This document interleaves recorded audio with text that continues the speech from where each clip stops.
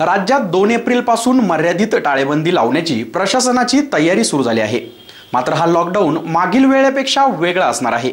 50% lockdown तर 50% निर्बंध असे असण्याची शक्यता आहे।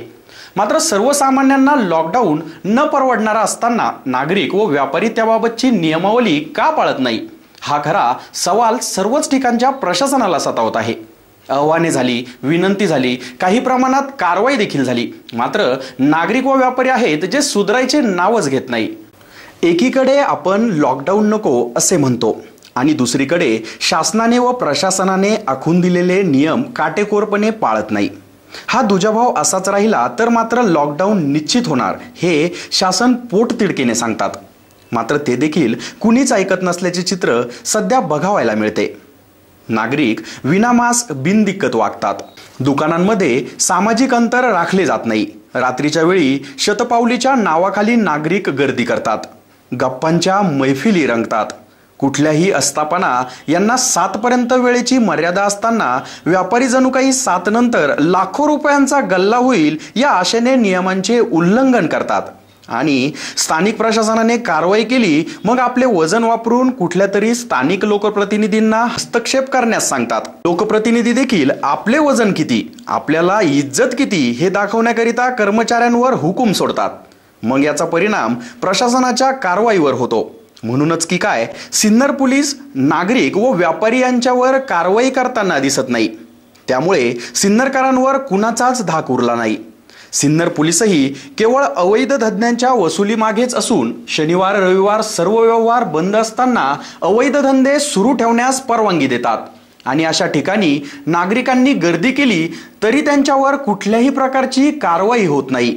हे देखील सिन्नरचे एक आश्चर्यच म्हणावे लागेल। असे असताना मात्र सिन्नर नगर परिषदेचे कर्मचारी रोज 7 नंतर कारवाईसाठी बाहेर पडतात आणि तुरळक कारवाई करतात, कारण तेही माणसेच, त्यांचीही 10 ते 6 ड्युटी, त्यांनाही घरी जाण्याची घाई असते। मग 4-2 ठिकाणी कारवाई होते आणि बाकी सगळे जैसे थे असते।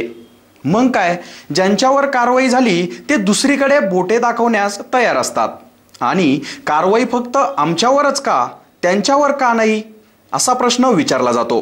काही बडे व्यावसायिक हॉटेल्स बार या रात्री 9 नंतर देखील बिनदिक्कत सुरूच असतात। बाहेरून शटर बंद, मात्र आत ग्राहकांची रात्री 11 पर्यंत सेवा सुरू असते। कारणही तसेच असेल म्हणा। नियमांचे पालन केल्यास त्यांचा गल्लाही भरणार नाही आणि रोज येणारे गिराईकही नाराज होतील।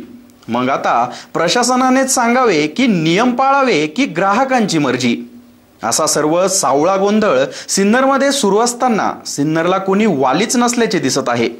प्रशासकीय विभागातील ड्युटी ही 10 ते 6 आणि कारवाई करावी लागते ती 7 नंतर। हे सूत्र जुळणार कसे? पोलीस मात्र केवळ अवैध धंद्यांना आसरा देण्यात मग्न, त्यांना सर्वसामान्यांची चिंता नाही। अशा सगळ्या दुविधा मनस्थितीत आता नागरिकांनी स्वतःची काळजी स्वतः घ्यावी। आपले कुटुंब आपली जबाबदारी या नियमांचे काटेकोर पालन करावे इतकीच माफक अपेक्षा। SN न्यूज साठी शब्दांकन विजय शितोळेंसह चित्रीकरण अक्षय गायकवाड।